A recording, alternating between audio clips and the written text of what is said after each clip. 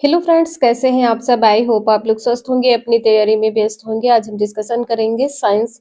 ये सभी क्वेश्चन आपके एग्जाम के लिए इंपॉर्टेंट है, तो चलिए स्टार्ट करते हैं। क्वेश्चन नंबर फर्स्ट है, खाद्य पदार्थों में अधिक मात्रा में नमक और चीनी डालकर उन्हें लंबे समय तक परिरक्षित किया जा सकता है। ऐसा इसलिए क्योंकि अधिक नमक और चीनी के कारण सूक्ष्मजीवी कोशिकाएं फट जाती हैं। के कारण सूक्ष्मजीवी कोशिकाओं का आकार बदल जाता है। खाद्य पदार्थों से पानी निकाल देते हैं। सूक्ष्मजीवी कोशिकाओं का द्रव्य कुंचन होता है। इसका आंसर यहाँ पर फोर्थ सही होगा। नमक और चीनी सूक्ष्मजीवी कोशिकाओं का द्रव्य कुंचन करते हैं। फोर्थ आंसर इसका यहाँ पर सही होगा। नेक्स्ट है, मूल गोप नहीं पाया जाता है जलीय पौधों में, समोद्भिद में, लवण मृदोद्भिद में, मरुस्थलीय पौधों में। इसका आंसर यहाँ पर क्या सही हो जाएगा? जलीय पौधों। जो मूल गोप होता है वो जलीय पौधों या जलोद्भिद में नहीं पाया जाता। पहला आंसर इसका यहाँ पर सही होगा। नेक्स्ट है, एक आदमी सुनार बनकर घर घर जाता है और लोगों के पुराने स्वर्ण आभूषणों की चमक फिर से लौटाने का वचन देता है। उस पर विश्वास करके एक महिला अपने सोने की चूड़ियां उसे देती है, जिन्हें वह एक घोल में डालता है। चूड़ियां तो चमक जाती हैं, पर उनका भार काफी कम हो जाता है।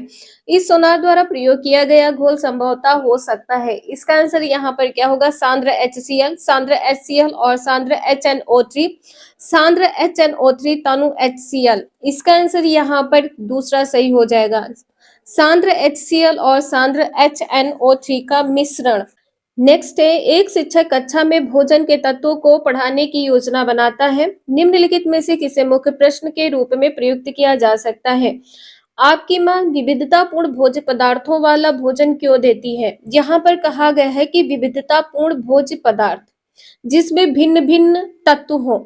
क्या आपकी माँ प्रतिदिन दोपहर को एक ही तरह के भोज्य पदार्थ तैयार करती हैं?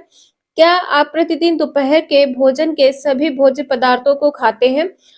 या उन भोज्य पदार्थों की सूची बनाएं जिन्हें आपकी माँ आपके दोपहर के भोजन में परोसती हैं। इसका आंसर यहाँ पर पहला सही हो जाएगा। आपकी माँ विविधतापूर्ण भोज्य पदार्थों वाला भोजन क्यों देती हैं? ठीक है, क्यों देती हैं? इसका आंसर यहाँ पर सही होगा क्योंकि जो भोज्य पदार्थ है उसमें विटामिन, वसा, कार्बोहाइड्रेट, प्रोटीन, खनिज लवण इत्यादि तत्व पाए जाते हैं। तो यहाँ पर आपका आंसर पहला सही हो जाएगा। नेक्स्ट है, जब एक लोहे की कील को कॉपर सल्फेट के विलयन में डुबोया जाता है तो धीरे धीरे कॉपर सल्फेट के विलयन का रंग हल्का पड़ जाता है।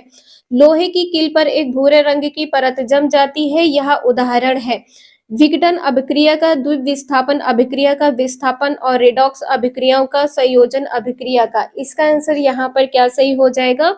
विस्थापन और रेडॉक्स अभिक्रियाओं का। फिफ्थ का आंसर यहाँ पर थर्ड सही होगा। नेक्स्ट है, निम्न में से किसका आकलन हो सकता है? जब गीता मनुष्य में पोषण विषय का केवल बहुविकल्पी प्रश्नों द्वारा मूल्यांकन कर रही है। भोजन संबंधी आदतों से जुड़ी गलत अवधारणाएं, शिक्षार्थियों के ज्ञान को प्रयोग करके रोल प्ले तैयार करके प्रार्थना सभा में प्रस्तुत करने की क्षमता। यहाँ पर कहा गया है कि जो रोल प्ले तैयार करके प्रार्थना सभा में प्रस्तुत करने की क्षमता, ये पॉइंट यहाँ पर गलत होगा।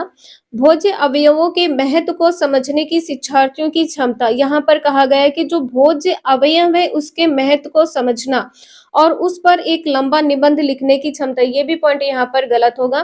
भोज्य पदार्थों को वर्गीकृत करने का पोस्टर बनाने के लिए विश्लेषण क्षमता, ये भी पॉइंट यहाँ पर गलत है। पहला आंसर यहाँ पर सही हो जाएगा, भोजन संबंधी आदतों से जुड़ी गलत अवधारणाएं। ठीक है, पहला आंसर इसका यहाँ पर सही होगा। मनुष्य में पोषण विषय के केवल बहुविकल्पी प्रश्नों द्वारा मूल्यांकन करने पर इस विषय से संबंधित जो विविध तथ्य होते हैं वस्तुनिष्ठ मूल्यांकन हो सकता है। नेक्स्ट है, गति के निम्न उदाहरणों में से किसमें तय की गई दूरी और विस्थापन के परिमाण बराबर है? वृत्ताकार पथ पर चलती हुई कार, दोलन करता हुआ दोलक, सूर्य के इर्द गिर्द घूमती हुई पृथ्वी, सीधी सड़क पर चलती हुई कार। सेवंथ का आंसर यहाँ पर फोर्थ सही हो जाएगा, सीधी सड़क पर चलती हुई कार। नेक्स्ट है, विद्युत यंत्रों में बेकेलाइट का प्रयोग किया जाता है। उष्मा का सुचालक है, विद्युत का सुचालक है, विद्युत का कुचालक है, थर्मोप्लास्टिक है। बेकेलाइट की यहाँ पर बात की गई है। इसका आंसर यहाँ पर क्या सही होगा? बेकेलाइट का जो प्रयोग होता है विद्युत यंत्रों में होता है, इसलिए यह विद्युत का कुचालक होता है। ठीक है, विद्युत का कुचालक होता है। थर्ड आंसर इसका यहाँ पर सही है। नेक्स्ट है, पानी बीजों के अंकुरण को कैसे प्रभावित करता है? पता लगाने के लिए शिक्षक ने विद्यार्थियों को सेम की बीज रुई की परत पर भिगोकर कुछ दिन रखने के लिए कहा और उसमें परिवर्तन देखने के लिए कहा है। वह कौन सी एक महत्वपूर्ण सलाह भूल गई है, उसको निम्न प्रकार से रखना है। तो यहाँ पर देखिए कहा गया है कि विद्यार्थियों को सेम के बीज रुई की परत पर भिगो कर रखना है। ठीक है, जो बीज है उसको भिगोना है। थोड़े बीज गीली रुई पर, बहुत सारे बीज सूखी रुई पर, थोड़े बीज सूखी रुई पर, बहुत सारे बीज गीली रुई पर। इसका आंसर यहाँ पर पहला सही हो जाएगा, थोड़े बीज गीली रुई पर रखना है। यहाँ पर कहा गया है कि जो बीज है रुई की परत पर भिगो कर रखना है, बीज को भिगोना है। यहाँ पर ये कहना भूल गई है कि थोड़े बीज को गीली रुई पर रखना है। ठीक है, आपका पहला आंसर यहाँ पर सही होगा। नेक्स्ट है, ग्रीन हाउस प्रभाव जिससे वायुमंडलीय तापमान बढ़ रहा है का मुख्य कारण है? नाइट्रोजन है, कार्बन डाइऑक्साइड है, सल्फर है या ऑक्सीजन है? 10th का आंसर यहाँ पर दूसरा सही हो जाएगा, कार्बन डाइऑक्साइड। ये इंपॉर्टेंट क्वेश्चंस थे जो आपके प्रीवियस ईयर पेपर में भी पूछे जा चुके हैं। वीडियो यूजफुल लगे लाइक करें, चैनल को सब्सक्राइब करें एंड शेयर करें। Thank you for watching this video.